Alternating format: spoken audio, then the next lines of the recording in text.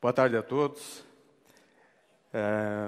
São sempre momentos muito emocionantes quando a gente encontra um público como esse, em que a gente pode, de alguma forma, transmitir um pouco da nossa experiência, da nossa vida, e perceber, assim, o quanto que, dentro da nossa trajetória, as coisas fazem sentido, acho que faz sentido desde o momento em que nós nascemos. Então, na hora que eu vejo a minha vida, eu procuro ver exatamente quais foram os pontos importantíssimos que aconteceram, e até com 20 anos de psicanálise, eu acho que eu nunca consegui dissociar a minha vida profissional da minha vida pessoal. Eu acho que realmente isso é impossível. E como que essas coisas foram acontecendo dentro da história do Boticário? Então, na realidade, eu vou contar uma historinha para vocês. A trajetória de ganhar dinheiro, naturalmente, sendo banqueiro, talvez, não sei se é mais fácil, mas com certeza ela é um pouco diferente. Então, vamos lá. Aqui são apenas algumas informações muito rápidas do que o Boticário é hoje. Em números, né, nós somos a maior rede de franquias do Brasil, maior rede de franquias de cosméticos do mundo atualmente, 3.260 lojas, presença, enfim, vocês vão acompanhar, e hoje em dia fazem parte da organização 22 mil pessoas como diretamente ligadas às nossas franquias. Enfim, vocês não vou ler aí, mas vocês podem acompanhar. Muito bem. Boticário, esse é o nosso visual hoje, tenho a impressão que vocês já devem conhecer. Se não são usuários ainda, por favor, apareçam nas nossas lojas. Vocês vão, com certeza, encontrar sempre algum presente, alguma coisa que sirva. Onde que começa essa história e onde que começa a minha trajetória? Olha aí, ó. Sabem quem que é essa? Essa Maria Dolores. Essa senhora aí, ela foi minha babá. Vocês vão dizer, puxa vida, uma babá? Eu nasci em La Paz, Bolívia. E por que La Paz, Bolívia? Porque eu sou filho de sobreviventes da Segunda Guerra Mundial, onde, depois da Segunda Guerra, todos os países, a grande maioria dos países, estavam completamente fechados para a imigração de famílias judaicas. E um dos países que aceitavam judeus na época era La Paz, era na Bolívia. Tanto é que meus pais foram para lá e casaram em 3 meses. Não tinha muito tempo para namorar, noivar, porque imaginem pessoas sobreviventes que chegam num país desconhecido, ainda mais como La Paz, como a Bolívia, né, falando castelhano, alguém que vem da Polônia, alguém que vem da Alemanha. Então, vocês imaginem a dificuldade. E na hora que eu falo em empreendedorismo, eu fico pensando que, na realidade, os verdadeiros empreendedores eram essas pessoas que iniciaram, né, esses grandes desafios. E a Bolívia realmente nos recebeu a minha família, e sou muito grato de ter nascido em La Paz. Fatos marcantes, né, da minha infância. Fiquei até os 11 anos morando lá, e daí nós mudamos para o Brasil, para Curitiba especificamente, que existia já alguns familiares que moravam em La Paz. Cheguei em Curitiba, desculpe. Cheguei em Curitiba em 1962. Então, coloco esses traços coloridos porque, na verdade, depois de uma infância muito triste, né? Porque meus pais tinham perdido, entre a família do meu pai e minha mãe, tinham perdido mais ou menos uns 25 pessoas das suas famílias que foram para as câmaras de gás durante a Segunda Guerra Mundial. Então, era uma carga muito pesada, e buscar um novo país, para o meu pai, na época, foi um grande desafio. E, para mim, essa questão do Holocausto ficou muito marcada na minha vida, tanto é que no início desse ano, nós inauguramos o primeiro Museu do Holocausto do Brasil, que fica em Curitiba. Então, não quero contar histórias tristes, porque quero contar histórias coloridas, mas elas fazem parte, enfim, da minha vida e gostaria de trocar com vocês um pouquinho dessa experiência. Desde muito criança, eu sempre fui fascinado por cores, vidros. E eu lembro que perto da minha casa existia uma papelaria e eu ia constantemente buscar. Tinha uma senhora muito gentil que ela me dava aqueles frasquinhos de grafite. Então eu ia para minha casa e colocava, enchia de água aqueles vidrinhos e colocava, né, cores diferentes, e colocava contra o vidro, contra a janela e ficava admirando aquelas cores. Mas nunca imaginei que um dia eu pudesse ter um negócio de perfumaria, de cosmética, que tem todas as cores e todos os vidros que a gente pode imaginar. Muito bem, Curitiba, uma trajetória muito rápida. Me formei em farmácia bioquímica e confesso para vocês que quando me formei assim, em farmácia bioquímica, eu não sabia exatamente o que fazer com o meu canudo. Na hora que eu saí da faculdade, não sabia se ia para a direita, para a esquerda, o que efetivamente eu poderia fazer dentro de um curso de farmácia, dentro de um curso de bioquímica. Eu sabia aquilo que eu não queria, que era fazer, enfim, trabalhar na área de análises clínicas, mas de repente surgiu uma ideia de fazer uma farmácia de manipulação, que era uma coisa relativamente nova. Na hora que eu falei para o meu pai que eu queria fazer uma farmácia, ele falou, não, mas será? Você vai pedir? Por que você não quer ser médico? Eu falei, não, vou fazer farmácia, eu quero uma farmácia. Falou, mas não tem grana. Então, vocês sabem que uma coisa bastante importante no marketing, na hora que você vai fazer alguma coisa, é você procurar uma ótima localização. Só que ótima localização é bom quando você tem dinheiro. Então, aonde que nós fomos montar a nossa farmácia? Eu não sei se, talvez tenham curitibanos aqui, pessoas que conhecem, mas a nossa farmácia foi montada na rua Saldanha Marinho, que é uma rua próxima do centro, mas umas 3 ou 4 quadras afastadas assim daquele onde existem as ruas principais. As ruas principais. Então, em 1977, a gente abre a farmácia na Saldanha Marinho, está aí ela. E daí, quando me falavam em localização, eu fiquei pensando, pô, mas e aqui, como que alguém vai me achar aqui? E, para minha surpresa, nos dois lados aqui, que não dá para ver bem nessa fotografia, nos dois lados existiam 2 hotéis. E como nós estamos aqui num momento bastante íntimo, né, eram hotéis de alta rotatividade. Então, a minha vizinhança foi ótima, né, porque queriam conhecer o Boticário, não fica lá do lado do hotel tal, né? Imagine um hotel no centro da cidade, assim, beleza. A hora do almoço era um movimento que vocês podem nem imaginam. Mas era ótimo, porque as pessoas iam lá e, na realidade, iam passando e perguntavam, puxa vida, o que é esse negócio?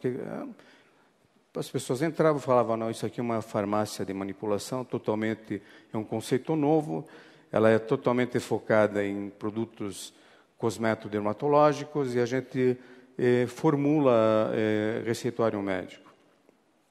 E, na realidade, vamos para 1978, por incrível que pareça, aquele do meio sou eu, então um dia eu tive cabelo preto, assim, né?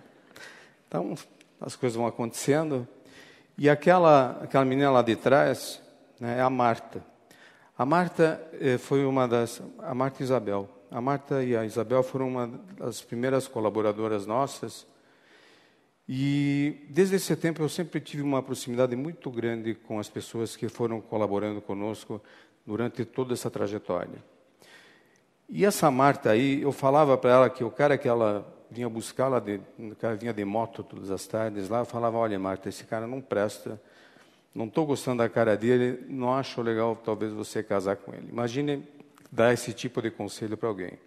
Bom, maior burrada, a menina casou, 2 anos depois foi uma desgraça o casamento dela. Não ouviu, paciência.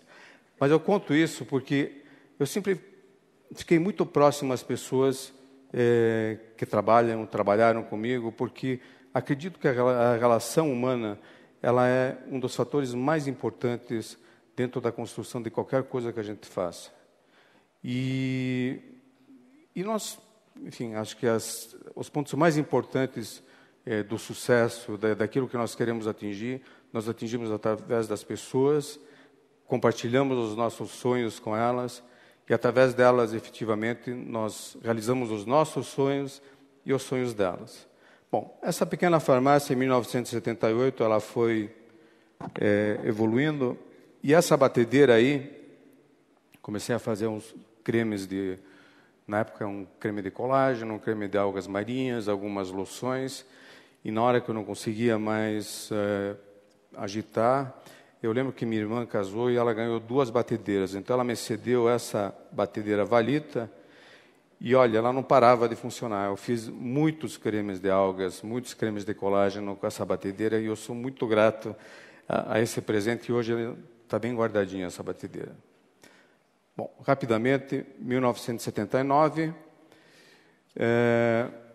eu senti que dentro daquela questão da farmácia, somente a farmácia, dificilmente a gente poderia evoluir e fazer um bom trabalho. Aí aconteceram algumas coisas que eu acho que são muito legais de serem contadas. As pessoas começaram a me perguntar, por que você não faz perfumes também? Falei, bom, mas perfumes é importante ter embalagem. Embalagem é uma coisa difícil. Você precisa de moldes especiais, você precisa ter quantidades, volumes. Como é que de uma loja da Saldanha Marinho eu vou conseguir fazer perfumaria? E numa tarde aqui em São Paulo, passando fiz uma visita a uma pessoa conhecida, encontrei um representante da Witton do Brasil, um senhor bem de idade. Ele falou, o que você faz na vida? Eu falei, não, eu tenho uma farmácia, eu quero começar a fazer perfumes. Ele falou, você tem interesse de comprar vidro? Eu falei, bom, claro, interesse sempre tenho, mais vidros bem decorados, bem fabricados. Eu falei, bom, mas onde que tem esse milagre? Ele falou, olha, você pode me acompanhar amanhã de manhã, eu marquei um encontro com ele, mas, olha, um negócio meu sigiloso. Acontece o seguinte, que o Silvio Santos, o Silvio Santos criou uma empresa chamada Chanson, que ele queria concorrer, na época, com uma empresa que já existia no Brasil, chamada Christian Grey, e com a Avon. Ele queria concorrer com essas 2 empresas e fazer todo o trabalho de televisão que ele tinha, e criou uma linha enorme de produtos, só que ele não chegou a fabricar, porque quando ele ia iniciar a fabricação disso, surgiu uma oportunidade dele montar o SBT, e ele precisava urgentemente mandar para fora todas aquelas centenas de vidros que existiam nesse depósito, porque ali seria o primeiro estúdio dele. Bom, cheguei na manhã seguinte, fui lá, olhei um barracão mais ou menos do tamanho desse anfiteatro, cheio de talco, cheio de vidro, potes de creme, e um gerente que cuidava dessa área diz, olha, aqui nessa mesa aqui nós temos esse vidro aqui, esses potes de creme, isso aqui. Colocou uma coleção de embalagens na minha frente. Eu olhei, olha, bom, então vamos fazer o seguinte, me vê 100 desse, 200 dessa, 300 dessa. Falei, você está brincando comigo? Isso aqui é o seguinte, o Silvio precisa urgentemente que eu libere esse barracão para ele. Falei, mas quantos vidros existem aqui? Ele falou, olha, de frascos de ânfora, tem uns 70, 80 mil frascos, potes de creme tem... Aí, olhei para o cara e disse, bom, senti, assim, a tensão dele, que ele precisava urgentemente se livrar daquilo. Falei, olha, eu levo, mas contanto que eu consiga pagar isso em 12 ou 15 vezes. O cara falou, você está me gozando, não dá, isso aqui é o cash. Falei, bom, não dá, se eu puder pagar em 12 vezes, eu levo. Jogando, porque eu pensei que jamais ele iria aceitar. De momentinho, vou falar com o Silvio. Falei, então fala com o Silvio Santos, tudo bem. E na hora eu fiquei pensando, putz, se esse cara topar, o que eu faço? Ele voltou e falou, olha, o seu Silvio concordou. Falei, bom. Aí eu pensei rapidamente comigo e disse, bom, a pior coisa que pode acontecer é chegar na segunda ou na terceira prestação que eu tenho que pagar para ele, e mandar um caminhão de volta. Eram 2 carretas que foram, escrevi uma cartinha, caro Silvio, né? Está aqui teus vidrinhos novamente, não consegui enchê-los, né? Então, fazer o que era a pior coisa, mas na hora eu sinto assim que foi talvez aquele momento em que foi extremamente decisivo e um momento de coragem que a gente acaba cometendo esse tipo de loucura. Então, a missão da minha vida era como encher vidros e me livrar deles rapidamente. Então peguei aqueles frascos, aquelas ânforas, né, que talvez muitos de vocês conheçam. Falei, muito bem, aqui vou fazer umas 15 fragrâncias diferentes. Uma eu pintei de amarelo, outra mandei foscar, né, como essa aqua fresca que se tornou um ícone do Boticário. Mandei fazer uma foscação no vidro, tampas amarelas, azuis, enfim, consegui fazer uma coleção enorme com esses vidros. E, bom, daí, como é que vende? Consegui, daí, uma loja no aeroporto Afonso Pena, em Curitiba. Loja do Boticário, ali, nessa vitrine que vocês estão vendo aí, só tinha ânfora, né? Tinha ânfora de todas as cores. Mas foi ótimo, porque essa loja ela foi importantíssima para a nossa trajetória, para toda essa caminhada do Boticário. E também descobri o seguinte, que a grande maioria das pessoas, quando elas estão no aeroporto, elas estão com um sentimento de culpa muito grande. Ou elas estão voltando para casa, ou elas aprontaram, enfim, sempre se tem uma situação em que no aeroporto é um lugar fatal. E a pessoa geralmente perde o controle do bolso no aeroporto, né? Então, as pessoas entravam e falavam, olha, eu quero levar isso, aquilo. Na época tinham 12 voos para Curitiba. Curitiba o aeroporto vivia fechado. Então era ótimo. Então elas, na terceira ou quarta entrada que elas davam na loja, elas vão me dar esse, me dar aquele, e começaram a levar os meus vidros de perfume, ajudando a pagar as prestações do Silvio Santos. Mas aconteceram coisas maravilhosas nessa loja também. Em primeiro lugar, eu tinha uma única vendedora. E nos domingos à tarde, aliás, o domingo inteiro, eu fazia a folga dela.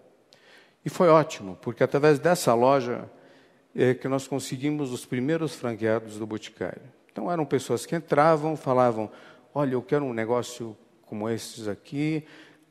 Falei, pois não, me ajuda a vender vidro, que está ótimo. Mas algumas condições, né? Eu quero uma exclusividade, quero um projeto parecido como esses, uma garantia de abastecimento, enfim, um treinamento da vendedora. Quando me dei conta, a gente estava fazendo franchising. Franchising, para mim, era o que? Você está fazendo franchising? Falei, o que é exatamente isso? Não, é franquia, quando você consegue alavancar um negócio através de capital de terceiros, é uma coisa que pode crescer rapidamente. Falei, ótimo, pode ser. E, a partir dessa loja, começaram a aparecer os primeiros franqueados. E nas horas de folga aconteceu um negócio muito legal nessa loja. É que celular, nem pensar, não existia celular. Telefone não existia. Bem em frente dessa loja, tinha um telefone público. Então, quando não tinha cliente, eu ia para o telefone público. E naquela farmácia lá que vocês viram, na época, eu tinha uma estagiária. Né, o nome dela, Cecília. E a melhor coisa, de tarde, nas horas de folga, era ligar para a Cecília. Oi, tudo bem? O que você está fazendo? Bom, resumindo, a Cecília se tornou minha esposa. E nada como casar com uma estagiária bonita, né? E ter com quem dividir os sonhos. Então, fácil, né? Bom, as coisas foram evoluindo muito rapidamente nessa trajetória. Em 1982, a gente faz a primeira unidade fabril em São José dos Pinhais. E eram 1.000 metros quadrados, onde nós fabricávamos, guardávamos, tínhamos todos os laboratórios que são necessários para a indústria cosmética. E a evolução começa a acontecer muito rapidamente, em movimentos muito rápidos. Então, eu tinha que inaugurar fábrica, inaugurar lojas, numa divisão de tarefas enorme, e a Cecília recém-casada, né? Não precisava dar uma atenção super para ela, era minha conselheira. Em 1982, nesse mesmo ano, nasce minha filha Anete.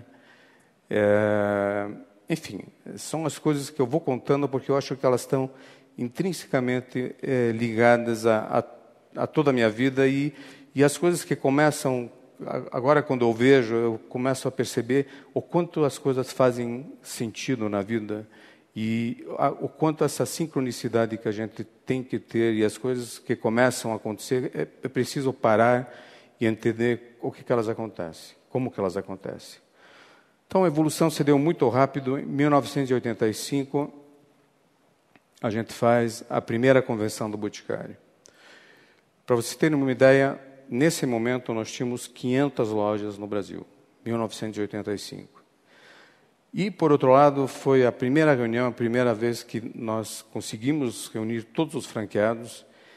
E, imaginem, né, era um Curitiba naquela época, tinham N coisas que a gente precisava arrumar dentro do nosso sistema de franquia. Nem todas as lojas tinham o nome do Boticário, porque era Maçã Verde no Rio de Janeiro, Campelli aqui em São Paulo. Era necessário definir uma política muito firme para que a gente pudesse efetivamente construir o que a gente construiu. E nós estamos falando de uma época em que até fax era novidade, né? Quando eu falei para eles que a gente ia instalar um fax, porque a inflação era enorme e a gente precisava atualizar as listas de preço, o fax saía mais ou menos $3.000, para vocês terem uma ideia. Então, todas as noites, com aquela inflação que existia no Brasil naquela época, aquelas máquinas rodavam e tinham que ir com novas tabelas de preço. Uma maravilha, né, nesse ano extremamente importantíssimo, vem Tati. Né? Tati, minha segunda filha, né? Campeoníssima de vendas, assim. Né? Espero que ela nunca queira me cobrar um royalty, né, pelo uso do nome, mas, enfim, acho que a gente tem um acordo legal aí. Mas Tati se torna um dos perfumes mais reconhecidos. Durante 9 anos consecutivos, existiu um concurso do melhor perfume da revista Capricho, e ganhamos. E, através dessas fragrâncias, tanto Aquafresca, Anete e Tati, a gente começou a dar os passos largos pelo Brasil afora. Mas sempre tive uma preocupação e uma coisa que eu achava que uma empresa como a nossa, ela precisava, independente do trabalho que ela vinha fazendo, na parte fabril, na parte de abrir novos mercados, de fazer um trabalho importantíssimo, ela teria que ter algumas missões. E eu lembrava naquela época da época da faculdade em que eu conheci o professor José Rutzenberger, que era um dos primeiros ambientalistas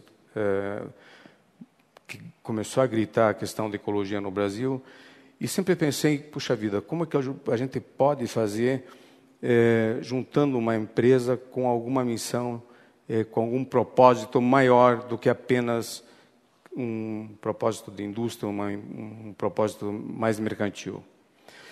Daí, numa viagem que eu fiz para Israel, eu fiquei muito impressionado que ali havia uma instituição chamada KKL, que é possivelmente uma das instituições mais antigas na área ambiental, e o grande propósito dessa instituição era plantar árvores no deserto e transformar o deserto em locais cheios de flores. Eu fiquei muito impressionado com aquilo e disse, puxa vida, que tal fazer no Brasil alguma coisa como essas? Pelo menos, como é que a gente pode começar uma questão, como que a gente pode abraçar uma questão ambiental? Então, em 1990, eu chamei um engenheiro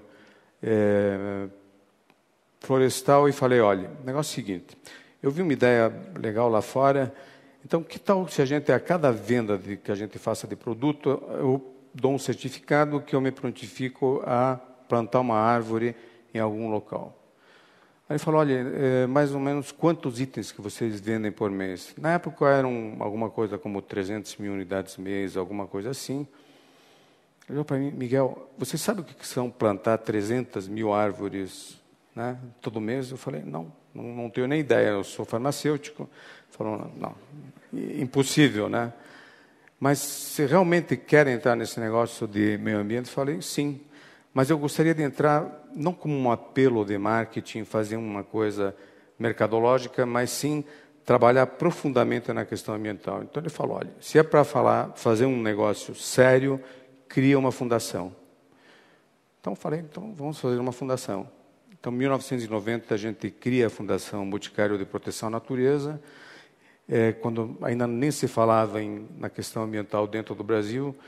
E hoje é uma instituição que é maravilhosa, a gente se orgulha muito, porque até o momento financiamos mais de 1.300 projetos. E em 1994, a gente cria a primeira reserva natural do Salto Morato, bem na Mata Atlântica. E eu senti que, como era maravilhoso poder compatibilizar o lado industrial, o lado com missões que transcendem apenas a questão financeira, né? Porque sempre achei que ótimo, é ótimo ganhar dinheiro, né?